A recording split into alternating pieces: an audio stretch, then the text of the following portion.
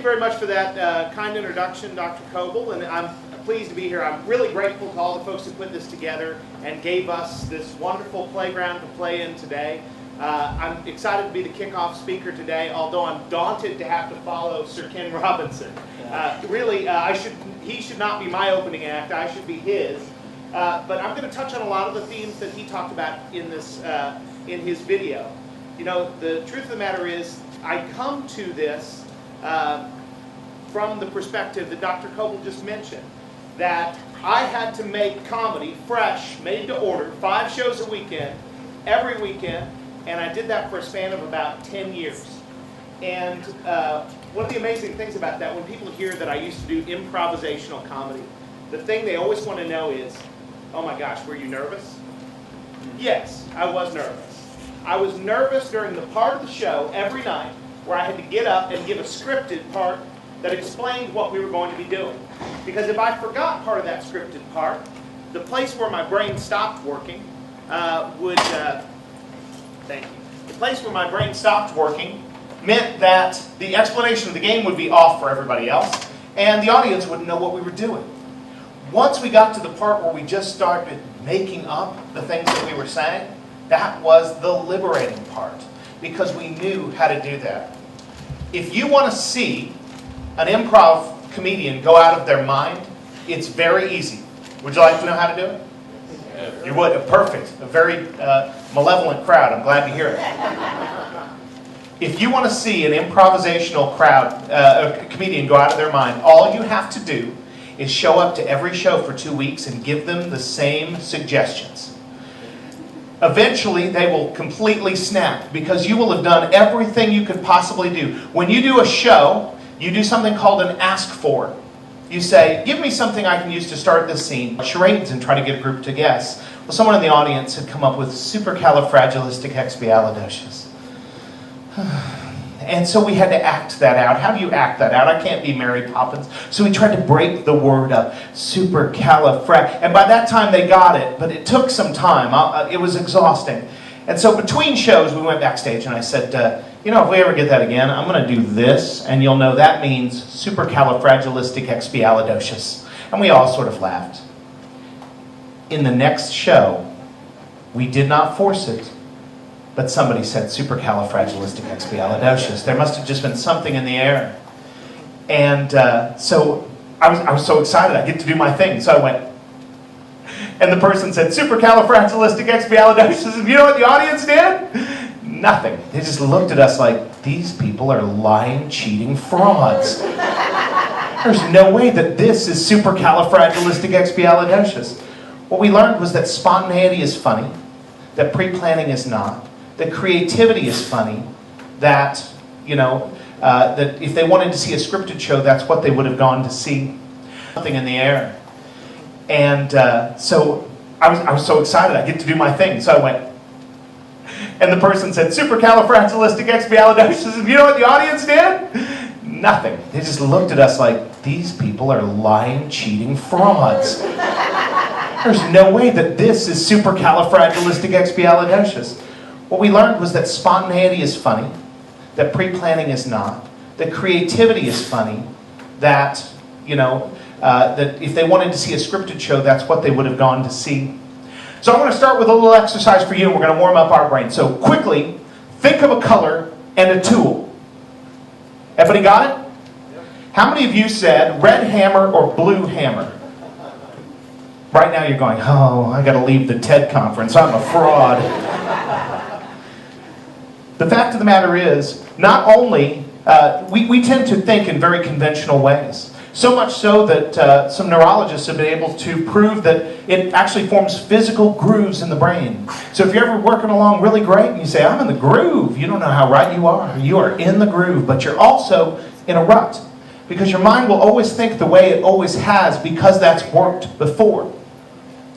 I'll give you an example that sort of underscores what Sir Ken Robinson has said about children and creativity. So let me show you how my son at age 5 answered this question. Think of a color and a tool. Blue.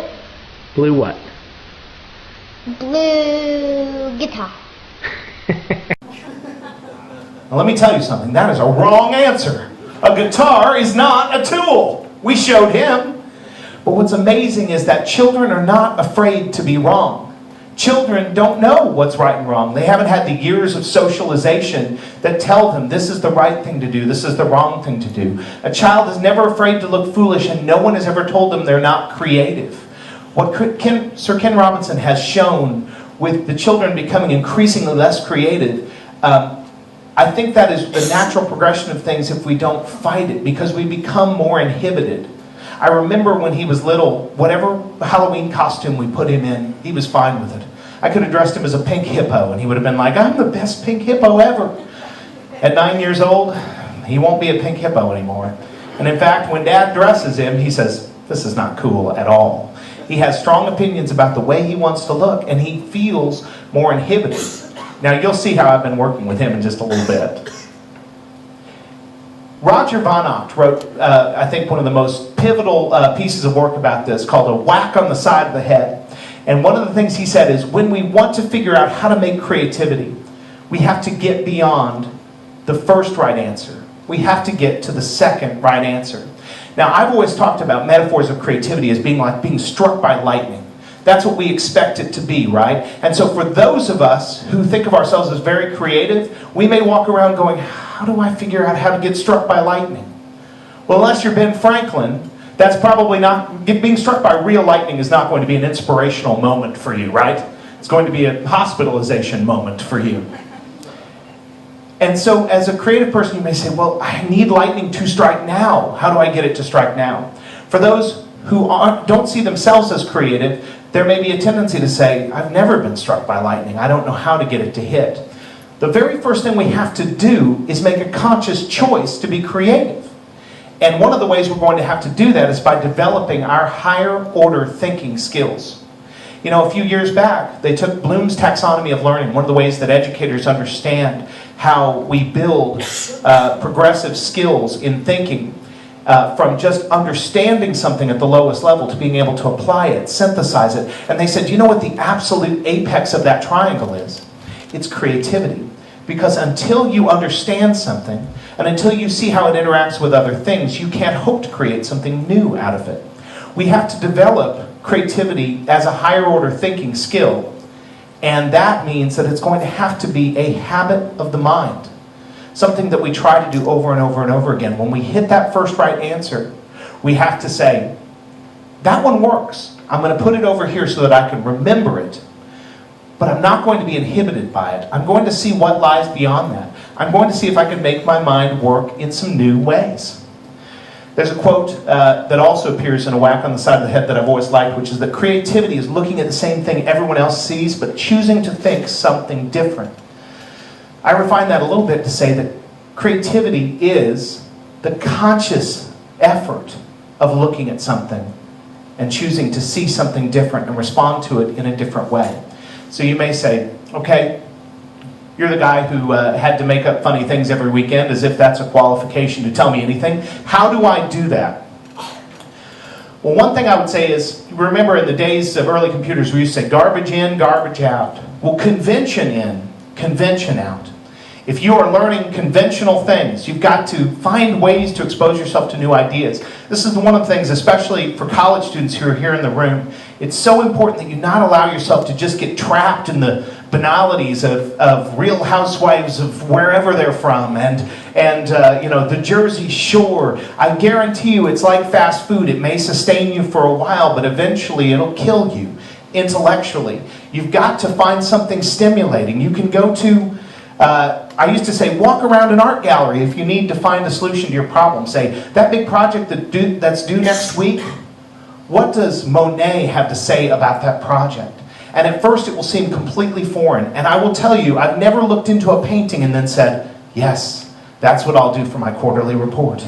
I've never done that. It doesn't work that easily. But it does make your mind work in new ways and make you reach discoveries that you wouldn't have found otherwise. You have to inject random elements into what you're doing, even though it's discomforting at first, because it will lead you to new discoveries. Well, so you used to have to walk around a museum to see those. You can see them all on Google now. Expose yourself to things like these TED Talks. Congratulations, you're here. You can reach new ideas. You can see those things being formed. When I watched the video from Sir Ken Robinson, it made me excited and afraid and feel smaller and make me want to be bigger. And all of those things are actually really good for you. And you can also try to make the river flow backwards. You know, I grew up in St. Louis, Missouri, right along the Mississippi River. And I can tell you that there was once an earthquake so severe on the New Madrid Fault that it actually made the Mississippi River flow in the opposite direction. A river that for centuries has gone in this direction, went that direction. If you want to do that with your thinking, it's going to take seismic events. It's going to take doing something different. It's going to take some bad ideas. When you're brainstorming, everybody throws out their best ideas. And their best ideas generally look like the same ideas you've always heard. If you look at the garbage can model of organizational choice, one of my favorite theories, they'll actually say that mostly decision making isn't problems looking for solutions, it's solutions searching for problems to solve. You've got to disrupt that with some bad ideas. What happens if the first thing you did in a brainstorming session was said, let's first focus on the worst ideas that we could possibly think of. It'll make your mind move in a different direction. Well, you were promised a little demonstration, and I am ready to do it. I'd like to bring up one of the foremost minds on this subject that has ever lived in my house. Noble Peck, my 9-year-old son, he's going to come on up here, and we're going to do a little exhibition for you. Would you guys like to see that? Would you like to say hello to everybody? Hello. So I hope that someday Noble ends up a Rhodes Scholar. But I'm positive that he could be the best cast member on the new version of Whose Line Is It Anyway by the time he's ready to do that. So what we're going to do is, I'm going to demonstrate with Noble how combining some new things can reach some new discoveries. So we're going to play a game we call Create a Superhero, or we also call it Animals and Adjectives. And anytime he and I are in the car, we play this game pretty much non-stop. And what we do is, I'm going to draw out of this bucket a bunch of adjectives. I'm going to draw out one. I'm going to draw out one animal, and he's going to create a new superhero based on those two things. And if anybody wants to come up here and challenge him, you're certainly welcome to. I got it. Okay. All right, Noble. Today I want you to create a superhero based on hesitant chimp.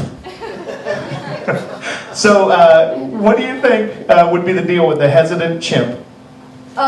He would be, well, one thing, of course, he would be very hesitant. And, So, what do you think his costume would look like?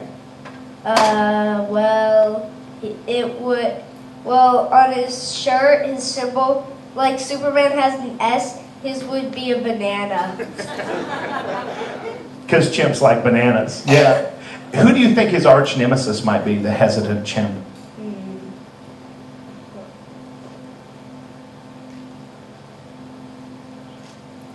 How about this?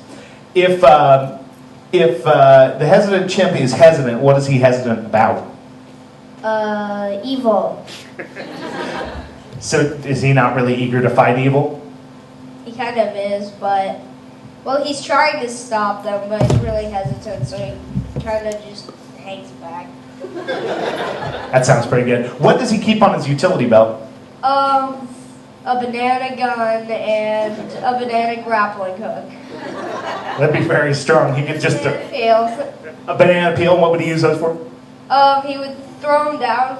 The banana peel, he would throw it down, they'd slip, and he'd shoot the person with the banana gun, and they'd get hit in the back with a banana. Sounds like it'd be pretty effective. Hey, how about this? Does he have a theme song? It's,